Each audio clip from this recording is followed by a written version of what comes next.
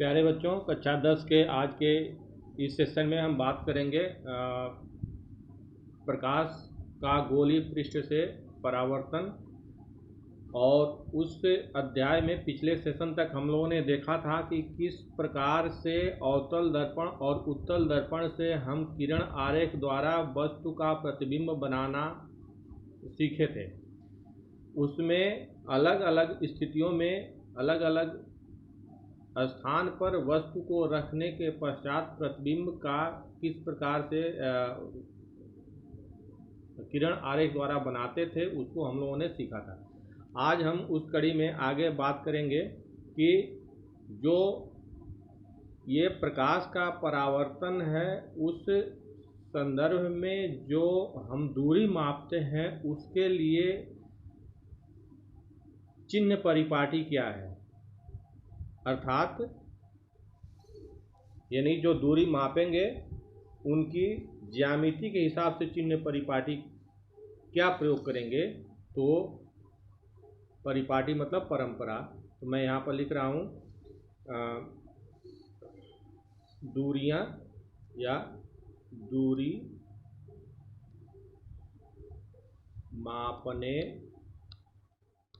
मापने की चिन्ह परिपाटी।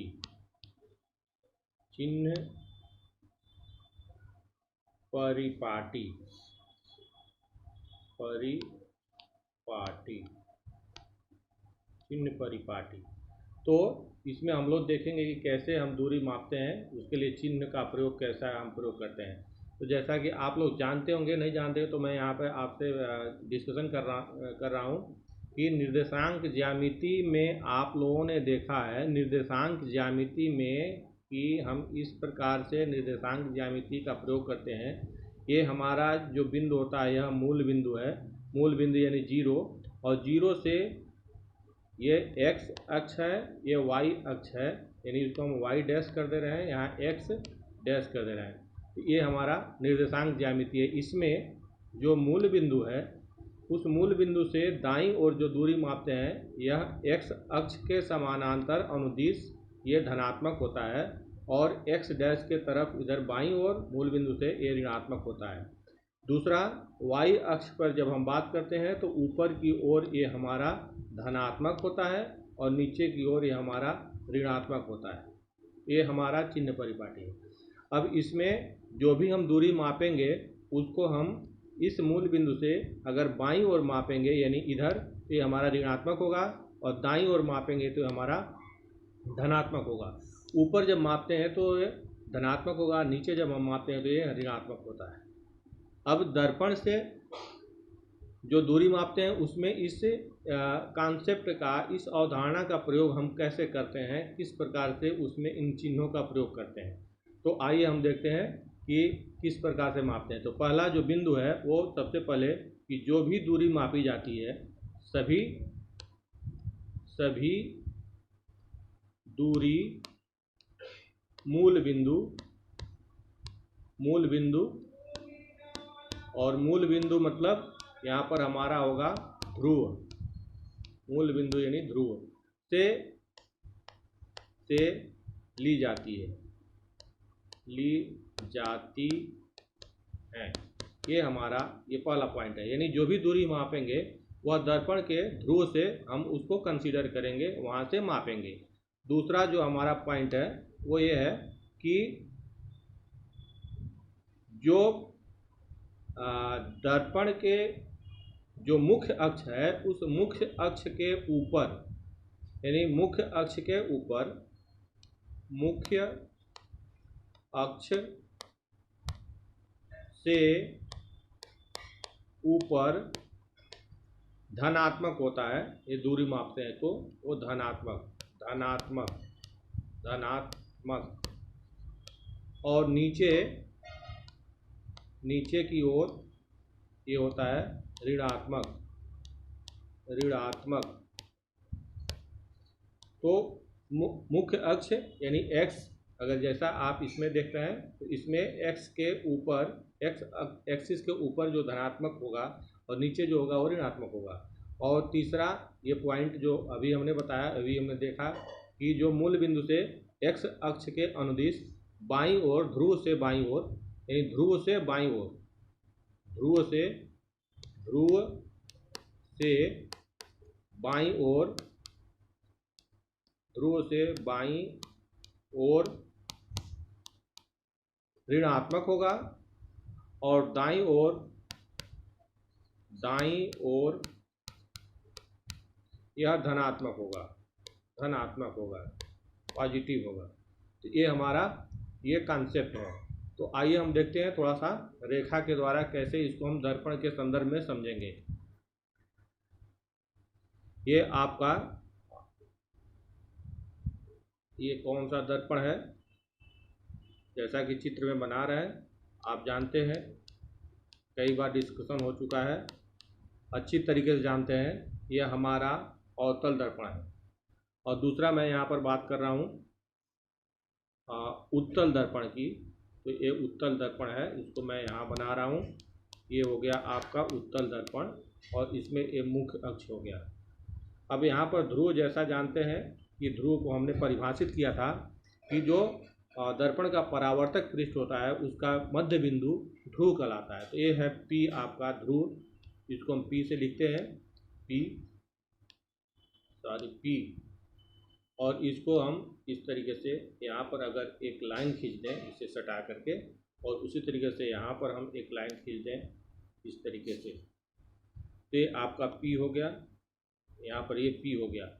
अब ये ध्रुव हो गया। अब इससे जो दाईं ओर जो हम दूरी लेंगे ये धनात्मक होगा, ये जानते हैं, और बाईं ओर जो दूरी लेंगे वो ऋणात्मक होगा।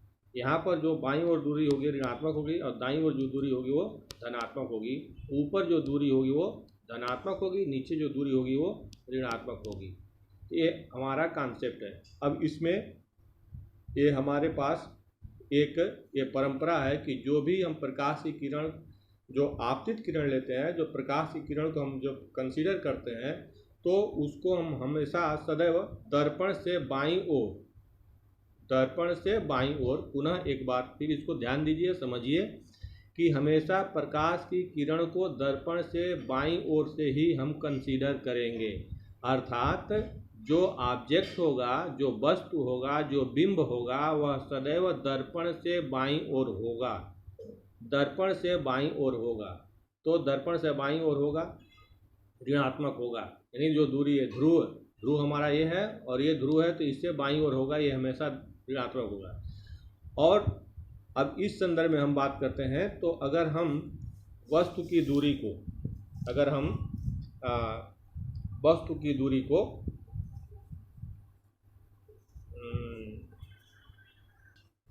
यदि वस्तु की दूरी को हम, यानी वस्तु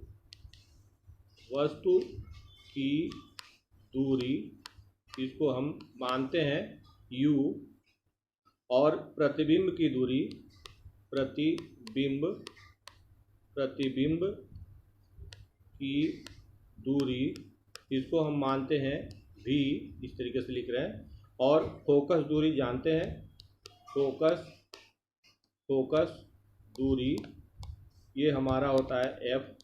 ये हमारा ये इस तरीके का है ये। हाँ, तो तीन चीज़ों को हमने बताया। वस्तु की दूरी, पहला वस्तु की दूरी को हम लिखेंगे u से, प्रतिबिंब की दूरी को लिखेंगे v से, और फोकस की दूरी को लिखेंगे, फोकस दूरी को लिखेंगे f से। ये सारी दूरी कहाँ से हम मापेंगे, यानी कंसीडर कहाँ से करेंगे, जो हमारा मापने का जो बिंदु होगा वो हमारा ध्रुव होगा, ये ध्रुव। आशा है कि आप लोग समझ रहे होंगे। आइए देखते हैं कि अब अवतल दर्पण या उत्तल दर्पण जो भी है, जब भी जैसा कि हमने अभी कहा कि जो भी वस्तु लेंगे या बिंब लेंगे वह हमेशा दर्पण से बाईं ओर लेंगे।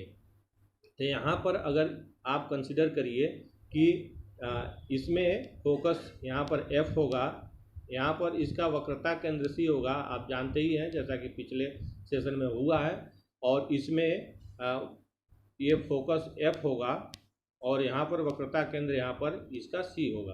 अब आप देखिए कि अवतल दर्पण है ये अवतल दर्पण, और ये हमारा है उत्तल दर्पण।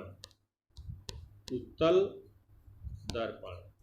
अब इसमें आप देखिए कि ये जो वस्तु जो लेंगे हम बाईं ओर लेंगे तो हमेशा ये अवतल दर्पण में या उत्तल दर्पण में हमेशा ये क्या निगेटिव होगा, यानी U हमेशा निगेटिव होगा, क्योंकि ये ध्रुव है और ध्रुव से बाईं ओर हमको लेना है, तो U हमेशा U क्या होगा, निगेटिव होगा, निगेटिव होगा, निगेटिव। और अब वस्तु का प्रतिबिंब कैसे बनेगा, अगर वस्तु का प्रतिबिंब दर्पण की ओर ही बन रहा है तब तो निगेटिव होगा, यानी यहाँ पर जैसे हम मान लीजिए कि यहाँ पर कोई वस्तु ले रहे हैं और वस्तु से हम प्रतिबिंब बनाए, एक समांतर जो मुख्य अक्ष के चलने वाली रेखा है वो चलेगी तो ये परावर्तन के पश्चात फोकस से होकर जाएगी। दूसरा, जो वक्रता केंद्र से होकर जाने वाली वह सीधे जाएगी और ऐसे पुनः वापस हो जाएगी। तो यहाँ पर जो कटान है ये आपका प्रतिबिंब है। तो ये आप देख रहे हैं कि ये जो प्रतिबिंब की दूरी है ये आपका v होगा और ये जो दूरी है ये u होगा, यानी वस्तु की दूरी जहाँ पर ऑब्जेक्ट रखना है उसको हम u लिखेंगे और जो प्रतिबिंब बनेगा उसको हम v लिखेंगे। तो जैसा मैं यहाँ पर ही बता रहा हूँ, ये आपका क्या है, ये प्रतिबिंब है और प्रतिबिंब से बीच की जो दूरी है ये v है और ये वस्तु की जो दूरी है ये u है। तो दोनों दूरियां अगर मुख्य ध्रुव से अगर हम बात करते हैं तो ध्रुव से बाईं ओर है तो ये हमेशा क्या होगा, इस कंडीशन में जैसा कि आप देख रहे हैं इसमें कि वस्तु की जो दूरी होगी u वो निगेटिव होगी और v निगेटिव होगा, v निगेटिव होगा। और हमारा जो फोकस दूरी है ये फोकस दूरी यहाँ पर होगा f, फोकस केंद्र और ध्रुव के बीच की दूरी फोकस दूरी कहलाती है, तो एफ भी यहाँ पर क्या होगा, निगेटिव होगा। इस कंडीशन में तीनों निगेटिव है। अब हम बात करते हैं उत्तल दर्पण की। तो यहाँ पर देखिए कि अगर कोई वस्तु अगर लेंगे, बिंब लेंगे तो वो हम बाईं ओर लेंगे तो यहाँ पर कोई वस्तु होगी तो ये जो दूरी होगी u ये क्या होगी, निगेटिव होगी। और अब यहाँ से जो चलने वाली किरण है ऐसे चलेगी और जब ऐसे चलेगी मुख्य अक्ष के समांतर, उत्तल दर्पण में मुख्य अक्ष के समांतर आने वाली किरण परावर्तन के पश्चात मुख्य फोकस से होकर जाती हुई प्रतीत होती है, ये जानते हैं। ये हमारा ये परावर्तन हो गया। और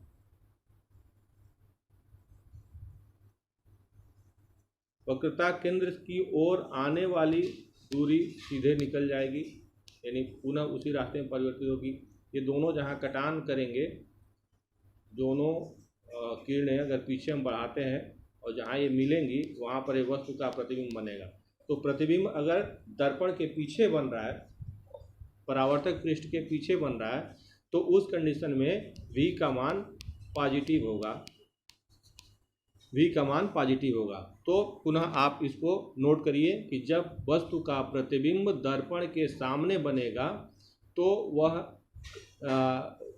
निगेटिव होगा, यानी वस्तु की प्रतिबिंब की दूरी मुख्य ध्रुव से निगेटिव होगा। और जब दर्पण के पीछे बनेगा तो वह पॉजिटिव होगा। और उत्तल दर्पण में f यानी फोकस दूरी ये हमेशा निगेटिव होगा, पॉजिटिव होगा। प्लस अगर निर्देशांक ज्यामिति के हिसाब से अगर हम बात करेंगे और उसी को हमको कंसीडर करना है तो उसको ध्यान में रखिए, हमेशा ये फोकस दूरी हमेशा पॉजिटिव होगा और निर्भर करेगा किस कंडीशन में वस्तु है और उसका प्रतिबिंब कहाँ बना है, तो उसके आधार पर हम बात करेंगे कि किस तरीके से दूरी मापते हैं। तो पुनः मैं इसको रिवाइज कर रहा हूँ कि सारी दूरियाँ, नंबर 1, सारी दूरियाँ ध्रुव से मापी जाती हैं। ध्रुव से बाईं ओर की जो दूरी होगी वह ऋणात्मक होगी, दाईं ओर की जो दूरी होगी वह धनात्मक होगी। ध्रुव से ऊपर यानी x अक्ष के ऊपर की जो दूरी होगी वह धनात्मक होगी, नीचे की जो दूरी होगी वह ऋणात्मक होगी। इन्हीं निर्देशांक ज्यामिति के नियमों को दृष्टिगत रख करके हम प्रकाश के परावर्तन में चिन्हों का प्रयोग करते हैं। तो ये मुझे आशा है कि आप लोग इसको सीख गए होंगे। आइए हम बात करते हैं, हालांकि ये तो है नहीं आपके टॉपिक सिलेबस में, कि जो दर्पण के लिए चाहे अवतल दर्पण हो या उत्तल दर्पण है, उसके लिए जो सूत्र है जिसको हम दर्पण सूत्र बोलते हैं, उसका निगमन कैसे करते हैं। फिर भी आइए हम थोड़ा सा उसको शार्ट में संक्षेप में बात करते हैं। तो हम बात करेंगे अवतल दर्पण के लिए सूत्र। ये मैं लिख रहा हूँ, अवतल दर्पण के लिए सूत्र। इसका निगमन हम कैसे करेंगे, थोड़ा सा हम इसको जानेंगे। मैं यहाँ पे बना रहा हूँ डायग्राम। ये आपका दर्पण हो गया, और इसको हम अगर इधर कलई किया हुआ बना दे रहे हैं तो ये हमारा हो गया अवतल दर्पण। ये हो गया अवतल दर्पण। ये आपका हो गया मुख्य अक्ष, और इसको अगर हम नाम दे देते हैं M1, इसका नाम देते हैं M2। यहाँ पर हम बात करेंगे तो ये हो गया हमारा F फोकस, और ये हो गया हमारा C वक्रता केंद्र। अब हम बात करेंगे कि अगर कोई वस्तु मान लीजिए जो वक्रता केंद्र से दूर रखी गई है, वक्रता केंद्र ये आपका C है, यहाँ से यहाँ पर ये वस्तु रखी हुई है, और वस्तु को हम मान लीजिए ये लिखते हैं कि ऑब्जेक्ट है तो O और ये O डैश, ये इस तरीके से कोई वस्तु रखी हुई है। अब यह वस्तु से चलने वाली दो प्रकाश की किरणों को हम कंसीडर करेंगे तो क्या होगा, यहाँ से एक जो मुख्य अक्ष के समांतर चलने वाली किरण है वह सीधे चलेगी, और परावर्तन के पश्चात क्या होगा, यह मुख्य फोकस के से होकर जाएगी, आगे निकल जाएगी। दूसरा, अगर मान लीजिए ये आपतित कहाँ पर हो रही है, ये हो रही है ये बिंदु ए पर। दूसरा ये P आपका जानते ही हैं, P है ध्रुव, यहाँ पर F हो गया। दूसरा हम रेखा प्रकाश की किरण को हम कंसिडर करते हैं जो वक्रता केंद्र से होकर जाती है। तो वक्रता केंद्र से होकर जाने वाली किरण ऐसे ये होगी, और ये ऐसे आएगी, और परावर्तन के पश्चात पुनः उसी रास्ते पर वापस हो जाती है, जैसा हम जानते हैं। अब हमारा जो दोनों का कटान बिंदु है वो है ये यहाँ पर ये वस्तु का प्रतिबिंब बनेगा, और ये उल्टा बनेगा, नीचे की ओर बनेगा। इसका डायरेक्शन मैंने तीर का नीचे बना दिया, तो ये इसका मतलब कि यह वस्तु का प्रतिबिंब नीचे की ओर यानी उल्टे दिशा में, वस्तु से उल्टी दिशा में बनेगा, मुख्य अक्ष के नीचे। अब हम इसको थोड़ा सा कंसिडर करते हैं। ये हमारा इमेज है, तो इमेज हो गया I और I डैश, I और I डैश। अब यहाँ पर अगर हम कोई बिंदु A से ये लंब ले लेते हैं, तो अगर ये हमारा लंब इस पर डालते हैं 90 अंश का कोण होगा। ये अगर बिंदु N पर लंब है AN, ये हमारे पास तीन चीज़ें आ गई, दो त्रिभुज हमारे पास आ गए। कौन कौन, यहाँ पर बात करें तो देखें कि हम एक बात कर रहे हैं त्रिभुज O dash C, O dash C। यहाँ पर क्या है, O डैश और ये C, एक त्रिभुज ये हमारा ये है, एक त्रिभुज ये है O डैश C। और दूसरा जो त्रिभुज है वह कौन सा है, एक त्रिभुज है तथा त्रिभुज I डैश C। ये I डैश C, यानी एक ये त्रिभुज हो गया और एक ये त्रिभुज, दो त्रिभुज हो गया। इन दो त्रिभुजों को अगर हम ध्यान से देखते हैं तो ये दोनों क्या है, समरूप होंगे, समरूप। और समरूपता के नियम में हम जानते हैं कि संगत भुजाओं का अनुपात बराबर होता है।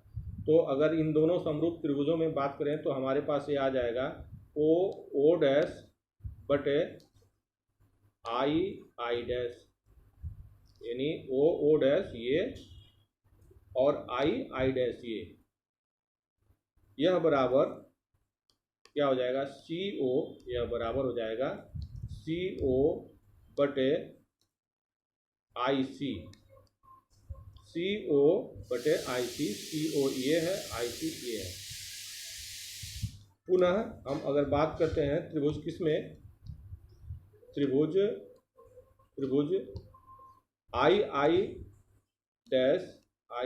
डैश एफ और त्रिभुज तथा त्रिभुज एन ए एफ के बीच में, तो ये भी समरूप होंगे और इसमें भी हमारे पास क्या मिलेगा, हम उसको देख सकते हैं, एन ए बटे I dash equal to N F बटे एफ आई, ये दूसरा हो गया। और इसमें फिर हम देख सकते हैं कि ये अगर इसका द्वारक, दर्पण का द्वारक हम जानते हैं जो परावर्तक पृष्ठ है उसका प्रभावी व्यास होता है, वह कम द्वारक का हो तो ए हमारा जो बिंदु ए है वह पी के पास आ जाएगा। तो इस कंडीशन में क्या होगा कि ए एन ये बराबर हो जाएगा ओ डैश के, ये हमारा तो चूंकि लंब डाले हैं तो ये बराबर हो जाएगा। अब हम बात करते हैं तो क्या होगा, इन एक तो हमारा समीकरण ए बनेगा, दूसरा समीकरण इससे हमारा आ जाएगा, ये क्या होगा ओ डैश, इस जगह करते हैं ओ डैश बटे I dash equal to N F बटे एफ आई, ये हमारा होगा। और इसको हम समीकरण 2 कर दें, ये समीकरण 2 हो गया। अब इन दोनों समीकरणों को हम बात करें समीकरण 1 और 2 से, तो हमको मिलेगा क्या, सी ओ, दोनों समीकरण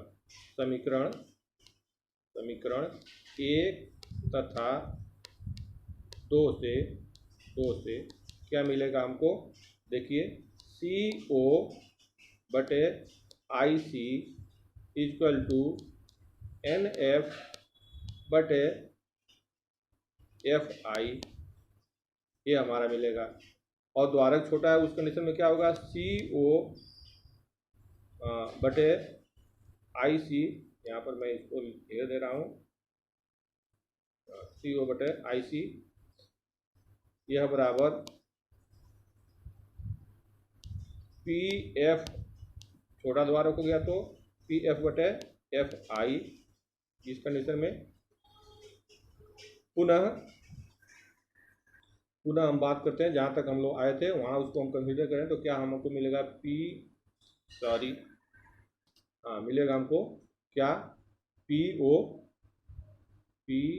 ओ माइनस पी सी बटे P C minus P I, और यह बराबर होगा किसके, पी एफ बटे P I minus P F, ये हमारा उसी को हम एक्सप्लेन करते जा रहे हैं।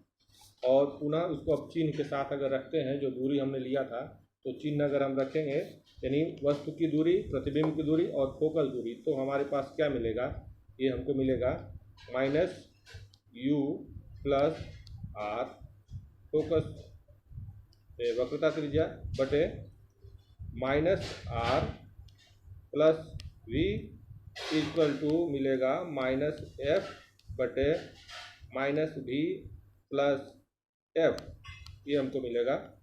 और ये हमारे पास एक सूत्र जानते हैं क्या, कि R बराबर 2F, ये हमको मालूम है, ये वक्रता त्रिज्या और फोकस दूरी में संबंध, R बराबर 2F, इसको हम वैल्यू को अगर रखते हैं इस सूत्र में, अगर इसको समीकरण 3 करते हैं, समीकरण 3 में R का मान रखते हैं तो क्या मिलेगा हमको, रख के देखिए, माइनस यू प्लस 2F बटे minus 2F plus V equal to minus F बटे माइनस V प्लस F, ये हमको मिलेगा। और इसी को हम आगे इसको त्रियक मल्टीप्लाई कर दें, इस तरीके से गुणा कर दें, तो हमको क्या मिलेगा, ये हमको मिलेगा U V minus U F minus 2f plus 2f square equal to 2f square minus vf, ये हमको मिलेगा। और इसी को अगर हम कैंसिल कर दीजिए जो समान है उसको, तो हमारे पास क्या मिलेगा, यू वी, यहाँ पर मैं लिख रहा हूँ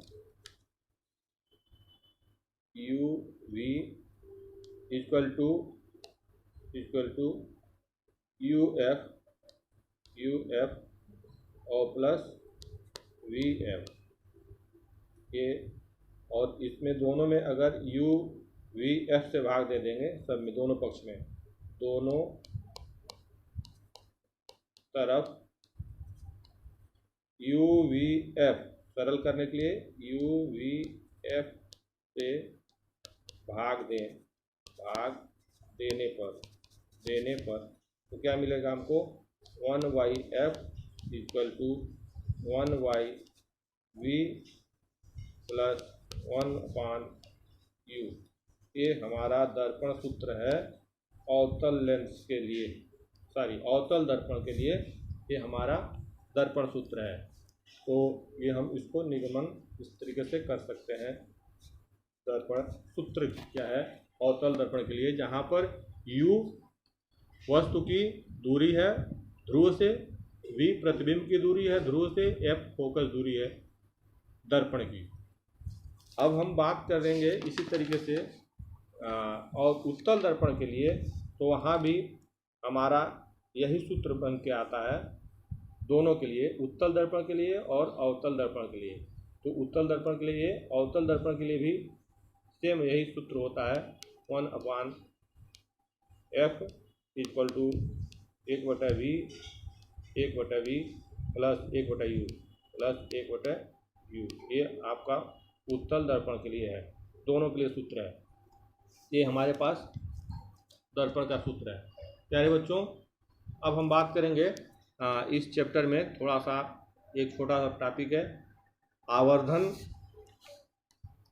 प्रतिबिंब का रेखी आवर्धन। तो हम बात करेंगे प्रतिबिंब का रेखी आवर्धन। प्रतिबिंब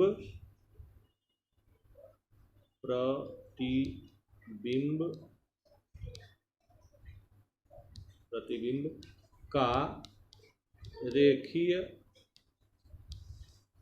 आवर्धन ये क्या है, तो रेखीय आवर्धन क्या है। आवर्धन का मतलब है कि वस्तु के प्रतिबिंब और वस्तु की लंबाई, यानी प्रतिबिंब की लंबाई और वस्तु की लंबाई का अनुपात रेखीय आवर्धन कहलाता है। मैं यहाँ कर लिख रहा हूँ कि प्रतिबिंब की लंबाई और वस्तु की लंबाई का अनुपात आवर्धन कहलाता है। इसको m से लिखते हैं, यानी m से लिखते हैं जिसको हम आवर्धन की बात करते हैं। ये मैग्निफिकेशन ऑफ इमेज, m मतलब मैग्निफिकेशन ऑफ इमेज, यानी आवर्धन वस्तु और प्रतिबिंब की रेखीय आवर्धन। तो ये हमारे पास ये सूत्र है, प्रतिबिंब की लंबाई और वस्तु की लंबाई का अनुपात रेखीय आवर्धन कहलाता है। अगर हम बात करते हैं यहाँ पर दर्पण की, ये हमारे पास अगर ये अवतल दर्पण है, जैसा आप जानते हैं, बना लेते हैं बहुत आसानी से। इसको पुनः बनाइए। ये हमारा मुख्य अक्ष हो गया, ये हमारा ध्रुव P हो गया, और यहाँ पर F हो गया फोकस, यहाँ पर C हो गया वक्रता केंद्र। यहाँ पर कोई वस्तु रखी हुई है, वस्तु से जो चलने वाली किरण है ये प्रकाश किरण मुख्य अक्ष के समांतर, ये मुख्य अक्ष के समांतर चल करके परावर्तन के पश्चात फोकस से होकर जाएगी, दूसरी किरण वक्रता केंद्र से होकर जाएगी और परावर्तन के पश्चात पुनः उसी रास्ते पर वापस हो जाएगी। यहाँ पर जो वस्तु का प्रतिबिंब बनेगा ये होगा। अब यहाँ पर अगर वस्तु है, ये AB वस्तु है और यहाँ पर जो प्रतिबिंब है ये A1 मैं लिख दे रहा हूँ, B1 लिख दे रहा हूँ, ये वस्तु का प्रतिबिंब है।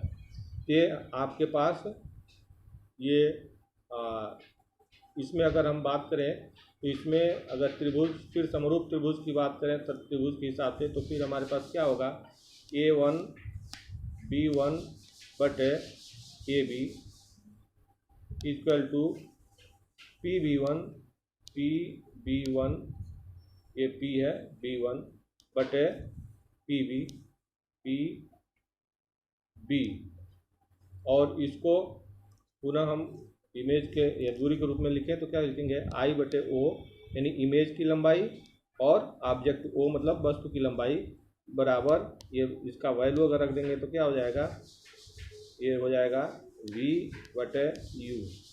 ये आपका आवर्धन है, तो इसको हम कहते हैं M, रेखीय आवर्धन। प्यारे बच्चों, इसको बहुत आसानी से समझ सकते हैं। मैंने इस चित्र के माध्यम से आपको बताया कि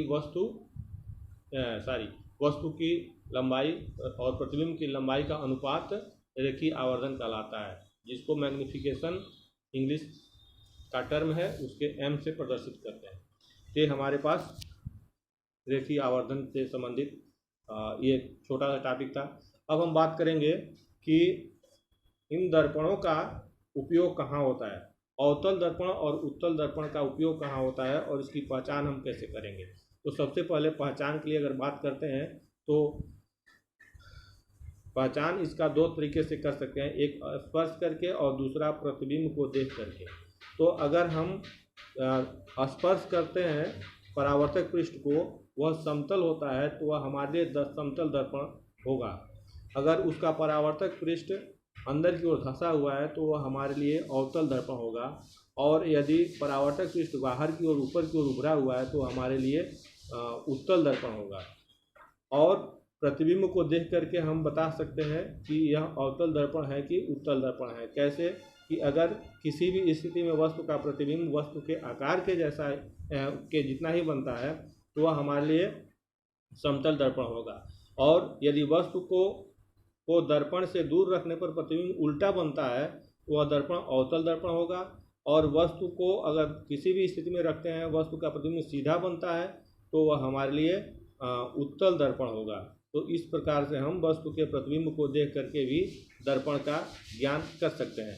और इस टॉपिक में अंतिम जो पॉइंट है, बिंदु है, वो हम उपयोग की बात कर रहे थे कि अवतल दर्पण और उत्तल दर्पण का उपयोग क्या है।